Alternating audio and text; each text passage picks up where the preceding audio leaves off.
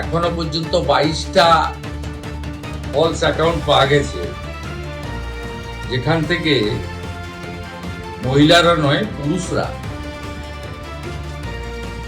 লক্ষ্মীর ভান্ডারের টাকা নিচ্ছে, এবং এটা অনেক বড় সংখ্যা হবে। যত এটা আরো আমরা তদন্তের গতি পুলিশকে বাড়াতে বলেছি। 22টা অ্যাকাউন্টের মধ্যে one account is link to Rakibul Sheikh. 15টা অ্যাকাউন্ট পাওয়া গেছে মুস্তাফিজুর রহমান এবং তার স্ত্রী তুহিনা। এরা 15টা অ্যাকাউন্ট চালাচ্ছেন লক্ষ্মীর ভান্ডারে। 6টা অ্যাকাউন্ট পাওয়া গেছে তারিকুল রহমানের,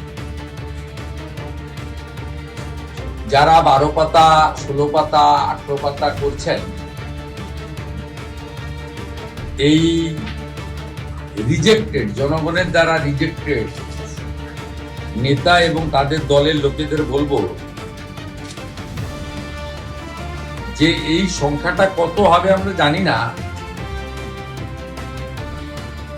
অবৈধ অনুপ্রবেশকারীরা তো পাচ্ছেন, তার সাথে সাথে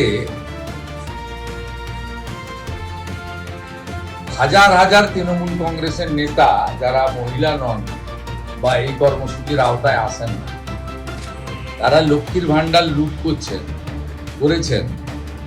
সেটা আমরা পেয়েছি। আমরা কাউকে ছাড়বো না।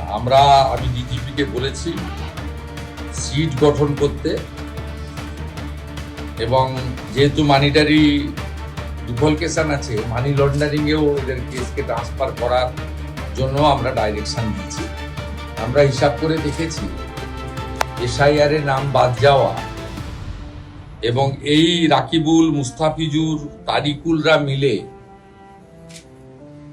অন্তত 30 লক্ষ ফলস লক্ষ্মীর ভান্ডারের টাকা তুলছেন।